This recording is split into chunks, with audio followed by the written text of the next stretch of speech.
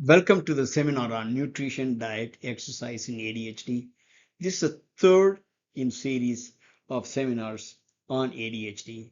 We talked about ADHD in general and ADHD medication, how to treat. This one is about what is the role of nutrition, diet, and exercise in reducing the ADHD. Sometimes they even say it will cure. There are lots of information available in public media, and some truly believe nutrition, diet, and exercise alone enough in treating ADHD. We really want to dig. Is there any scientific evidence?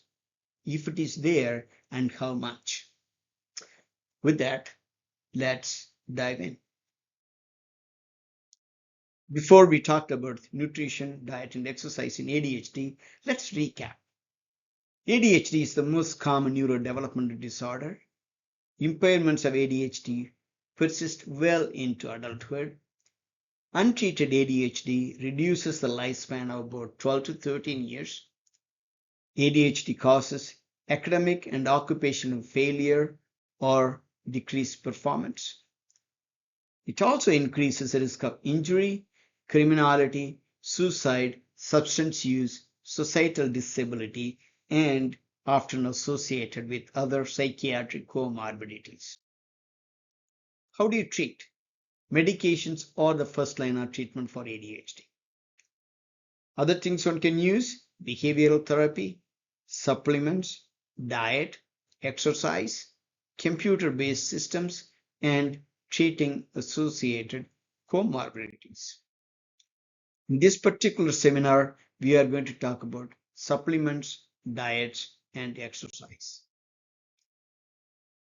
This particular slide explains what are the various treatments available for ADHD and how effective they are. There are three kinds of thickness of errors. One, the big thickness, moderate thickness, and the mild thickness of errors. The thickness tells you how efficient that particular modality is. Here, the medication has high efficacy against ADHD in treating ADHD symptoms and a moderate effect on quality of life and functional impairment, emotional dysregulation, contact disorder, opposition defiant, and aggressive disorders, and it has a moderate effect on executive dysfunctions. Behavioral interventions like therapy has a moderate effect on reducing ADHD symptoms, improving quality of life, improving functional impairment, emotional dysregulation, and other CD, ODD, and aggression. The computer-based cognitive training said to be improves the executive dysfunction. I do not have any personal experience with that. But when you look at the upper portion, elimination of diet, artificial food color exclusion, free fatty acids, they also have effect on improving ADHD symptoms, but the effects are minimal at best. So we are going to talk about micronutrients such as magnesium, zinc, iron, vitamins, and omega-3 fatty acids, and usage of probiotics, elimination of diets, dietary patterns associated with ADHD symptoms, and finally, exercise. Let's talk about magnesium. There are 7 studies which reported the mean and standard deviation of mag concentration in both ADHD and control groups, meaning no ADHD in those patients. As you can see, the magnesium deficiency have been reported in patients with ADHD than non-ADHD. So what happens when you supplement them with MAG? There is a randomized double-blind placebo-controlled trial involving 66 with ADHD were given vitamin D 50,000 international units per week plus MAG 6 milligram per kilogram per day. There are 2 groups. One received and another similar group received placebos for 8 weeks. Then they checked the level of magnesium. As we expected, the level of magnesium improved in those who received magnesium, and level of vitamin D also improved in those patients who received vitamin D. So when you supplement vitamin D and magnesium, what can they affect those patients who received those supplements on emotional problems, conduct problems, hyperactivity, and other issues? The findings are they have found that statistically significant or improvement in peer problem, total difficulty they experience, and internalizing symptoms in those patients. This is about zinc. Zinc deficiency has been suggested to increase the risk of ADHD. There were 22 studies were included in the meta-analysis. They found no statistically significant difference in hair, serum, and plasma zinc levels between the people with ADHD and with controls.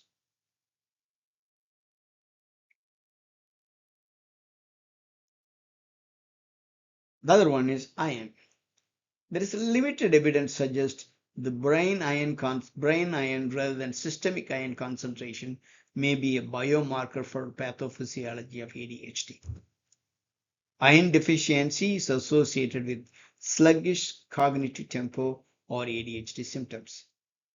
Dietary supplementation with zinc and iron showed improvements in ADHD subgroups of youths with ADHD.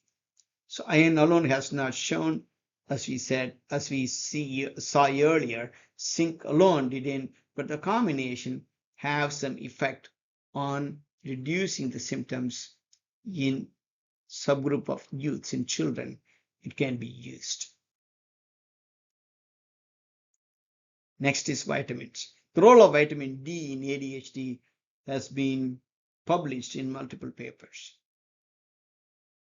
In this particular publications, 2023, the meta-analysis done in observational studies mostly involving 2,655 children with a diagnosis of ADHD and 8,669 health controls showed reduced vitamin D levels, which tracks vitamin D levels in children with ADHD compared to controls.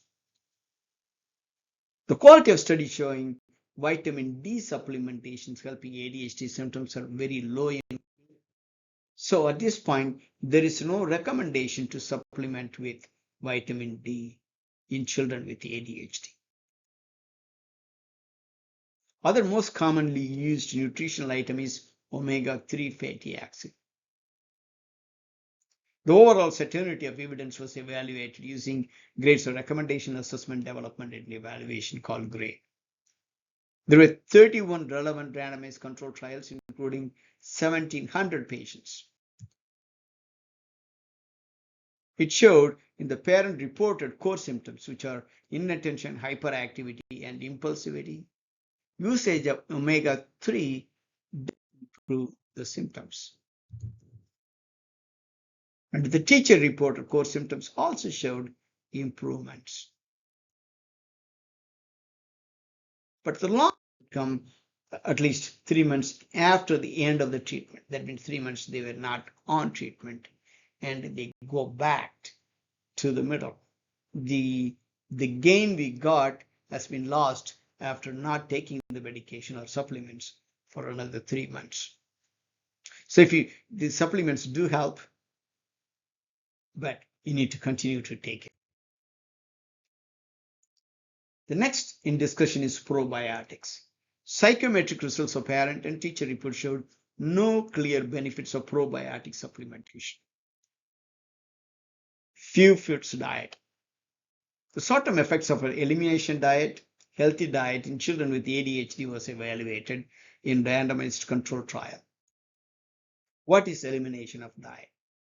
All known food allergens, especially proteins from milk, egg, wheat, fish, including shellfish and mollusk, soy, peanuts, and nuts were eliminated, and potential food triggers like gluten and histamine releasing or histamine containing products were reduced as much as possible.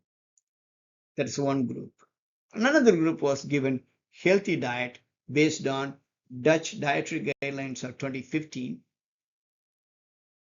The recommended daily consumption of food was given as per sex and age. The third group, the care was given as usual in patients with ADHD, like psychoeducation and medications approved for ADHD in that particular age group. So one group was having elimination diet, another one was getting a healthy diet, and third group was getting just basically psychoeducation and medication as recommended. Then these patients were rated by the parent and the teacher in those three areas: inattention, hyperactivity, and emotion regulation. When you look at the parent ratings, they found elimination diet was very successful. P-value was significant. Healthy diet was successful. P-value was again significant. And care as usual also significant. But when you look at the teacher ratings, you found significant difference from the parents' perception. Teacher rating showed no difference in inattention, hyperactivity, emotion regulation in eliminated group, and no difference in those patients who received healthy diet. On the contrary, those who received psychoeducation and appropriate medication, significant improvement.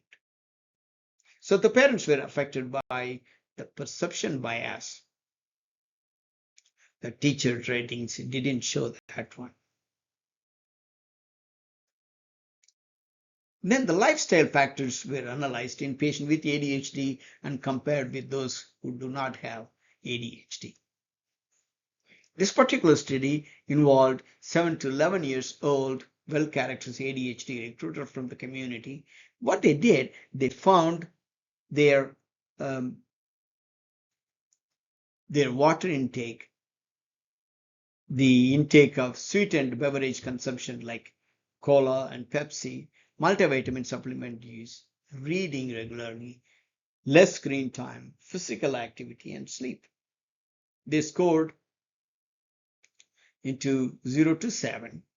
What they found was children with ADHD almost twice as likely to have fewer healthy behavior than those who do not have ADHD. It's interesting. So having a healthy behavior as far as taking good sleep, less screen time, exercise, water intake, not taking sweetened beverage consumption was not seen that much in normal healthy individuals when compared to patients who are diagnosed to have ADHD. Let's look at how the exercise improve ADHD symptoms. There were 15 randomized controls involving 734 subjects were studied. This meta-analysis showed physical exercise can improve attention of ADHD children. Various domains were analyzed. As you can see, the hyperactivity symptoms improved in patients who consistently do exercise.